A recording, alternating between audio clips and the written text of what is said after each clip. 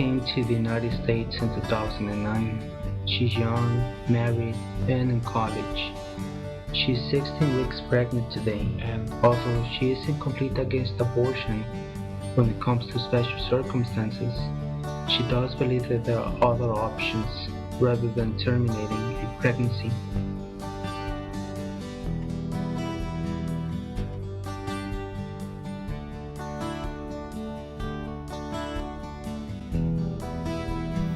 Today is a very important day for her. Congresswoman Sofia has called her to help convince the rest of the committee to pass more state abortion restrictions.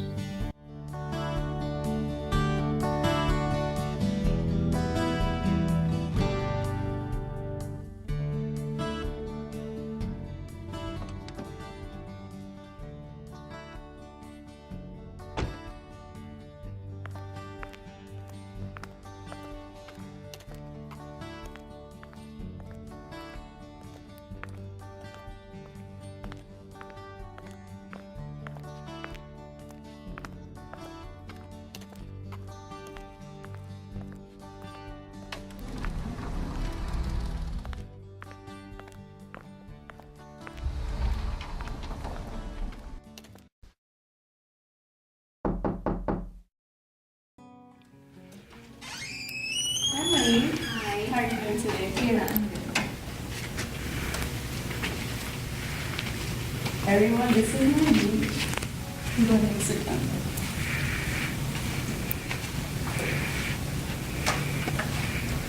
Hello, Nai. Hi. Before we get started, I want to ask you some questions. Where are you from? From South Korea. South Korea? Yeah. Okay. And is abortion legal or illegal?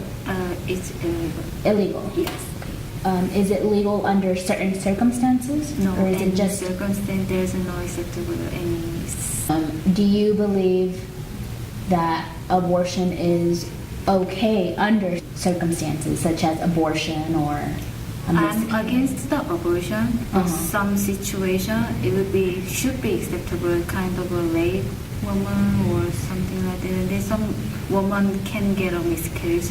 Okay. Then. So yeah. if a woman has a miscarriage, it's Yeah, acceptable. but I don't want to carry or raise the baby. Then it's kind of mind change, something like that. It's not acceptable. Okay. Yeah. And you said that in your country there's a drop box? Yeah, we have a drop box. So if you get pregnant, it's like a high school student, teenager, Uh-huh. and they don't have any risk. They don't like. They don't want to raise any. They don't baby. want to have the responsibility. Yeah, so they just drop the baby in the box, drop and box. then the church or the community can take care of the baby to the adoption or something like that. Okay, so the community or the church can Yeah. raise the baby for them. Okay. So you would say that adoption would be an alternative to abortion. Yes. Okay. And again, you said that in the case of rape, is abortion okay? I would say yes. Yes, so Yeah. it's okay, abortion is okay in the case of Yeah. In my rape. opinion, Okay. yeah. Thank you, Naeem, for sharing. We'll take everything you said into consideration. But as y'all can see, that Nai is in a brighter circumstance to have a child, while other women don't, because she has a job, she has a career, she has a husband. Others that usually are seeking abortion are unwed, they're teenagers, don't necessarily know what they're going to do with their lives yet. Or financially are not ready for a child. And she also mentioned that in the case of rape, that she's okay with abortion. But why only those cases?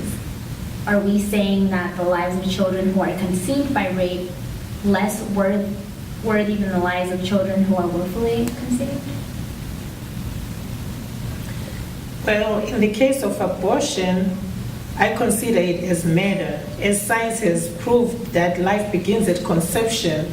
So unborn babies are human beings and they have the right to life. Technically, a fetus can't survive on its own because it's still fully dependent on the mother's body, unlike already born human beings. And even if the fetus was alive, the right to life doesn't mean that it has the right to impose on the woman's body.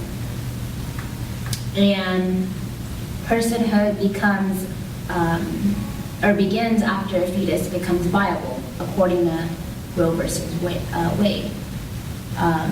And we also recognize that the Constitution does not define personhood, so we cannot make any assurances that it has any possible prenatal application. Well, science has also proven that a fetus can feel pain during the procedure. Well, according to the British Royal College, the cortex does not become functional until at least the 26th week of fetal development, long after most abortions are performed, and without the cortex, the fetus cannot feel pain. Therefore, your argument is not legitimately supported because fetuses are incapable of feeling pain when most abortions are performed, since they're performed before the 26 weeks, before the cortex is, again, formed. Abortion may also lead to future medical problems. Another study revealed some type of cancers that can be a result of abortion, such as breast cancer, uterine, pelvic cancer, etc. But abortion does not necessarily have to create those problems. Anyone is prone to those diseases. And also, when performed by trained professionals, abortions are one of the most safest procedures and has a death rate of less than 0.01% compared to giving birth, which is roughly 13 times higher. But abortion causes psychological damage. A study showed that 54% of women who aborted are likely to commit suicide because they feel depressed and guilty. But women who receive abortions are less likely to suffer from mental health problems than women denied abortions, according to a 2013 peer-reviewed study.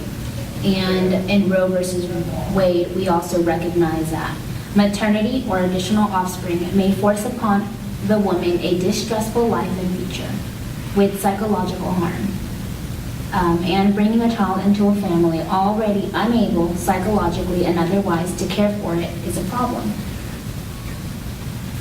Well, as a woman of faith, I believe that any form of killing of a human being defies the word of God. It would be better to keep the baby and give it up for adoption than to abort. Well, as women of the law, we recognize that currently there are 500,000 American children in foster care, where 200,000 will make it and 300,000 will age out of foster care. Because the reality is that most children don't get adopted. They go into the foster care, and therefore abortion reduces welfare costs to taxpayers. And as you say, you are a woman of the faith, but not many are, or of a different faith, so you can't necessarily bring your beliefs into it.